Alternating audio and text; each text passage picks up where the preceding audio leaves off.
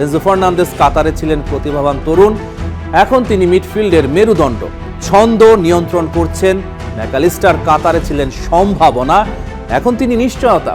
Third line এক সুতোয় জোড়া দেন। Julian Alvarez কাতারে ছিলেন ব্রেকআউট কিড, এখন তিনি পরিপক্ক।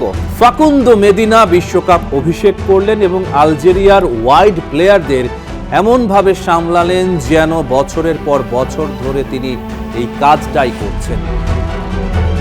নিকো পাজ মাঠে নামলেন এবং ম্যাচ শেষ করে দিলেন। কোনো এক্সাইটমেন্ট নেই, শুধু নিয়ন্ত্রণ। এটা জেনারেশনাল আপগ্রেড, এটাই বাকি দলগুলোর আসল মাথা ব্যথা।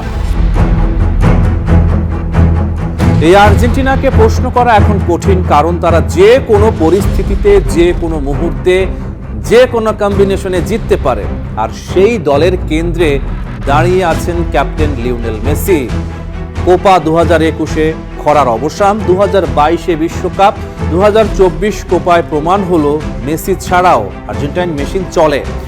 এখন 2026-এ এই দলটা এসেছে না আবেগ নিয়ে, না ক্ষত নিয়ে, এসেছে নিশ্চিত জ্ঞান নিয়ে যে কিভাবে জিততে হয়।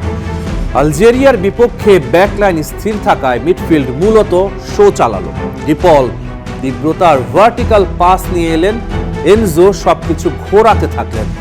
ম্যাকঅ্যালিস্টার থার্ডগুলো জুড়লেন, আর মার্টিনেজকে তাকে কার্যত বসে থাকতে হলো। এটাই ডিফেন্সিভ পারফরমেন্সের সর্বোচ্চ মানদণ্ড, গোলকিপারের কোনো কাজ না থাকা। 1962 সালের পর কোনো দল বিশ্বকাপ ধরে রাখতে পারেনি, সেটা ব্রাজিল করেছিল। 64 বছর পর হয়তো আমরা দেখতে চলেছি সেই বিরল কিছু। মেসি তীর হলে স্কালোনির আর্জেন্টিনা ধনুক, সেই ধনুক এখন ফুটবলের ইতিহাসের সবচেয়ে টান টান অবস্থায়। Rahman pair, star play.